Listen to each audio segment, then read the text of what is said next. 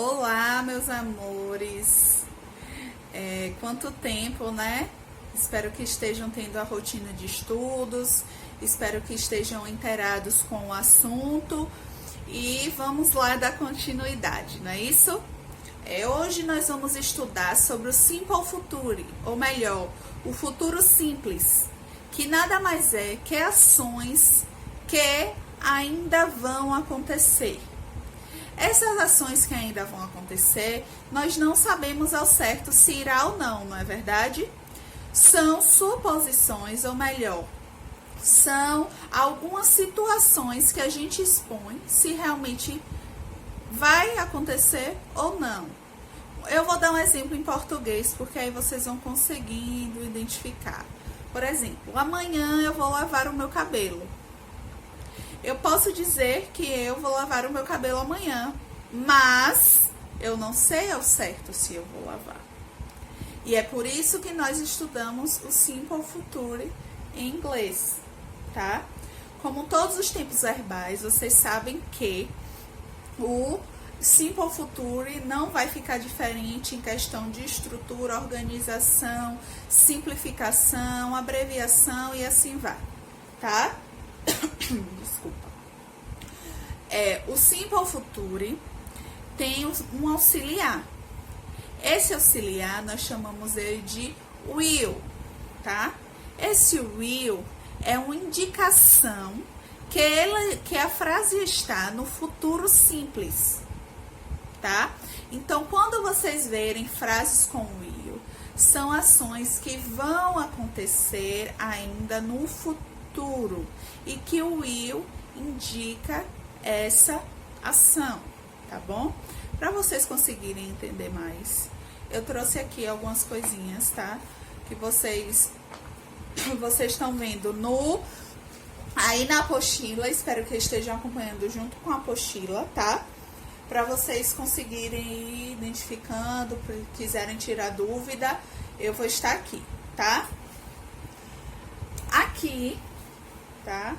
É a estrutura do Simple Future, tá?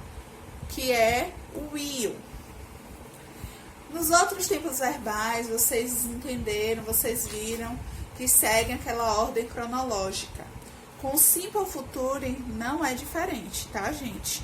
Então, ó, na sua forma, no Future, tá? O will, nós temos I. Esses aqui, todo mundo está recordado o que é sujeito, tá? Então, o sujeito da oração está sempre ligado ao auxiliar. E aqui no futuro simples é will, tá bom? Então, continuando. A estrutura a estrutura inicial, viu, gente? Para que forme as frases no futuro simples é o que? O sujeito e auxiliar, o will, no futuro simples, tá?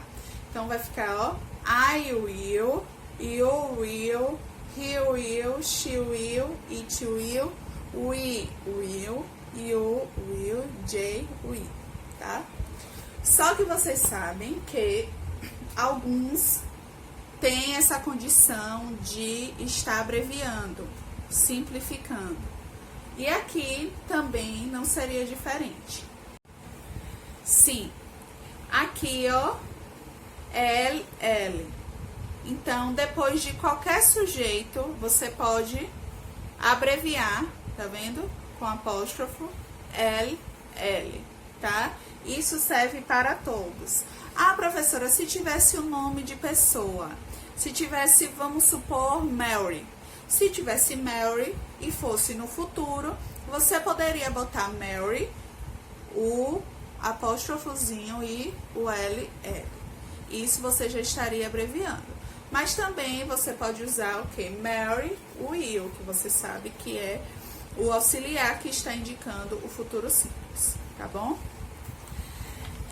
O will também tem uma abreviação na sua forma negativa, tá? E como é que fica? Todo mundo sabe que a estrutura da forma negativa é o quê?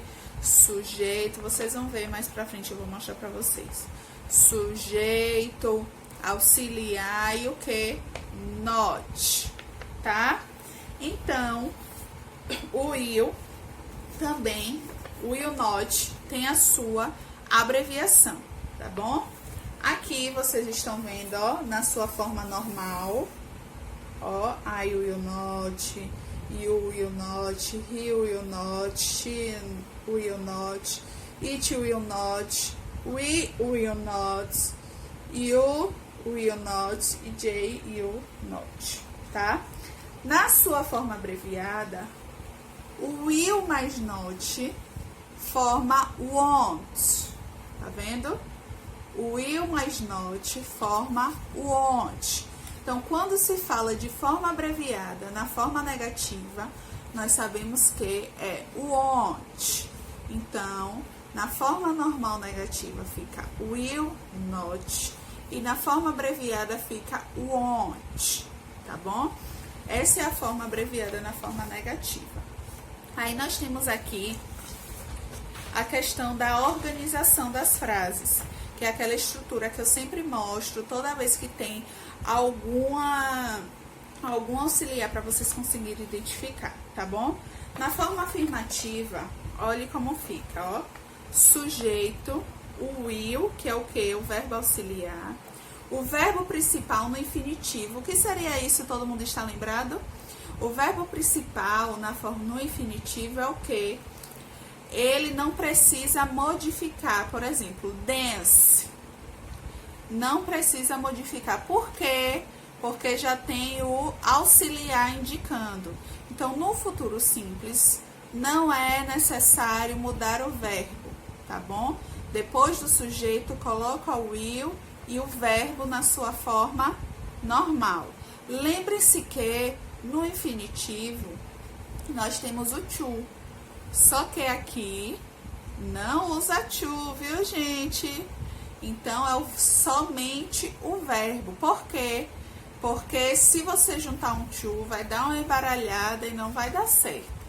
Porque aqui, ó, o will já está indicando que está no futuro e não precisa mudar o verbo, tá bom? E vem o complemento. Aí eu trouxe um exemplo para vocês, ó. They will buy a new house. Ou seja, eles pagarão a nova casa, tá? Então, eles ainda vão pagar a nova casa.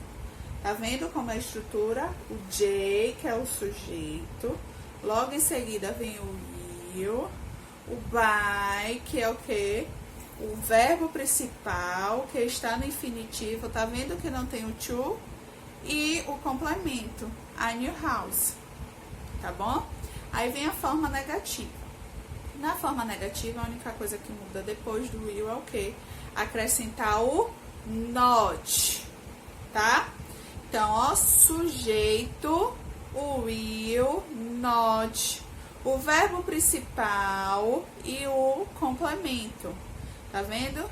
A mesma frase, ó. They will not buy a new house. Tá vendo? Eles não pagarão a nova casa. Tá? Ações no futuro. J é o que? Sujeito. O will é o que? O futuro simples, o auxiliar do sujeito. O not, que é a negação, tá? O buy, que é o que? O verbo principal. E a new house é o que? O complemento. Aí vem agora na forma interrogativa.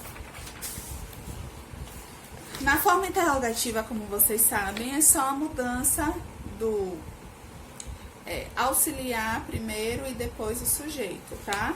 Nesse caso, o auxiliar do futuro simples é o will, depois o sujeito, depois o verbo principal e depois o complemento. Então, ó, como é que vai ficar? É a mesma frase, tá? Will they buy a new house, ou seja, eles pagarão a nova casa, tá? É o que? É uma ação que estão questionando se vão realmente pagar ou não, tá? Ações futuras que a gente não sabe se vai acontecer. Aqui, ó, will, que é o que? O auxiliar do futuro simples em primeiro, depois o sujeito que é J, depois o verbo principal que é buy, depois vem a new house, que é o complemento, tá bom? Qualquer dúvida pode me procurar, tá? Que eu estou disponível para vocês, tá, meus amores? Beijos, saudades!